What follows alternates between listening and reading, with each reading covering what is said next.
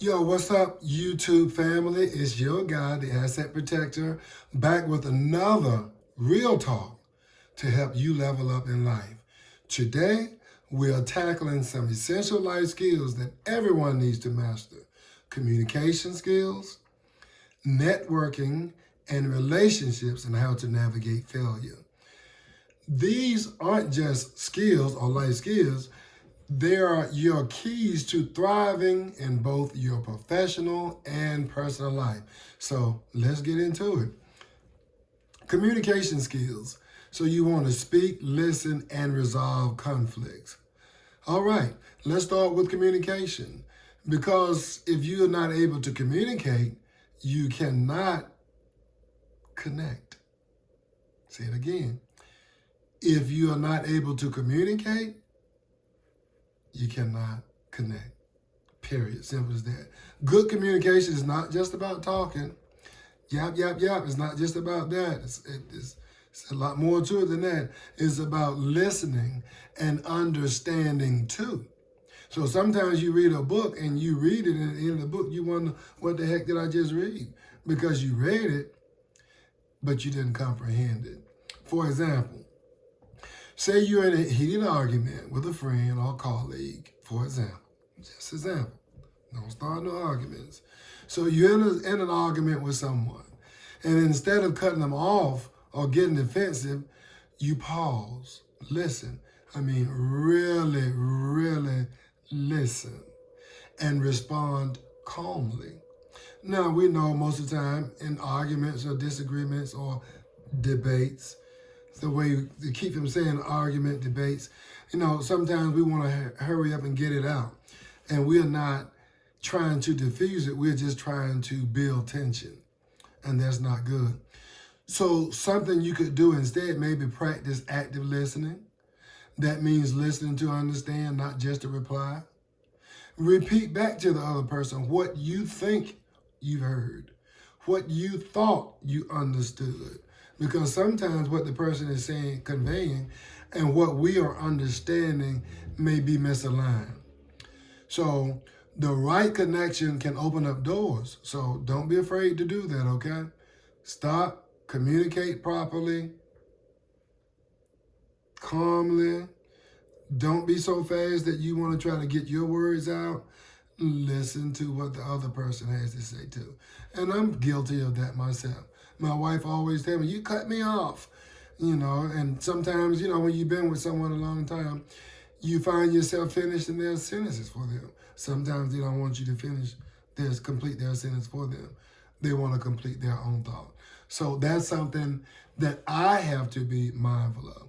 So one of the things that I do to help me is that I focus intently on what the other person is saying. If my wife is saying something to me, whether I want to hear it or not, sometimes I'll just pinch my finger together or grab the crease of my pants. Actors know that. I learned that in acting school. You just kind of pinch the seam of your pants or put your hand in your pocket or, just pinch your hands together or whatever. Cross your fingers, don't make a fist. Do anything besides that, but touch two fingers together, whatever, just so that you'll be able to stay focused on what they're saying and you won't be in such a big rush, heated rush to get your stuff out, okay? All right. So be intentional about adding value.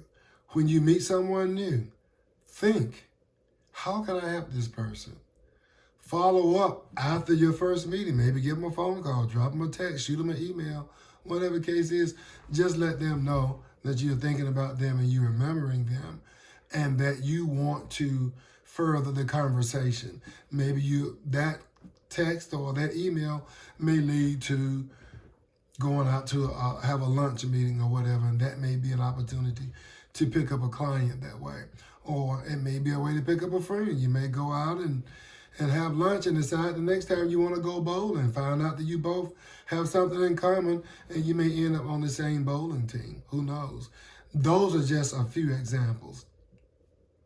And finally, let's talk about failure and how to navigate failure and turn failure or setbacks into growth. There was a thing I used to have on my wall. I don't remember where I got it from, in my former office.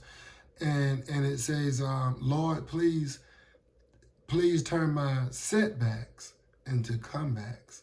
In other words, sometimes it's okay to fall backwards. It's okay to fail a little bit. You're not failing backwards. You're failing. You may be falling backwards, but that will also help you. You see a drunk person and they walking and they take 3 steps forward and 2 steps back, or 2 steps forward and 5 steps back. Well, when they're going backwards, they are repositioning themselves to move forward. And what we're doing is we're laughing at them falling backwards, but it's just what we all do. You fall back to go forward. Well, since you didn't get it that way, then let's say this way. You're in a parking lot, you're at the mall or some shopping center, and you're ready to go home. And this is one of those parking spots that you can pull forward and keep going. But in this case, this is your car. Let's say this is you. And this is a car of another person that came after you. When you came in, it was just you and you parked there, right? But now you're ready to go. The mall is still open. People are still shopping. What do you do?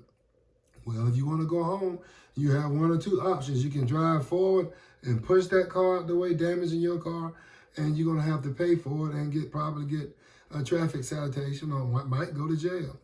Or you could back up and go forward. So sometimes going backwards is okay. Okay, since you didn't get it that way. If you wanted to jump or hurdle across something that's higher, that's waist high, would you walk all the way up to it and then try to hurdle it? Or would you go back, take off running, and then do it? I think you'll have more success that way. So failure is not such a bad thing. It is is one of the building blocks, very building blocks to raising. So when you fail, ask yourself 3 questions. What did I learn? What can I do differently next time? And how can this setback make me stronger? So when you go through a setback, it's not complete failure if you're learning from it. You want to be able to learn from it and grow and be better. Look at your mistakes and then improve. Okay? So here's the bottom line. Communication, networking, resilience. These are separate skills who struggle from those who succeed. Those are the skills that separate those that struggle from those that win. Again, look at your struggles, fix it, and move forward. Look, I hope this video has helped you in some type of way. If so, be sure to smash that like button. Subscribe to my channel for more information like this, more excellent videos like this. And drop me a comment as well. Put something in the comment and let me know some action steps that you're taking to build or rebuild connections and to stay resilient. Communicate with confidence, and until the next time, take care of yourself and each other.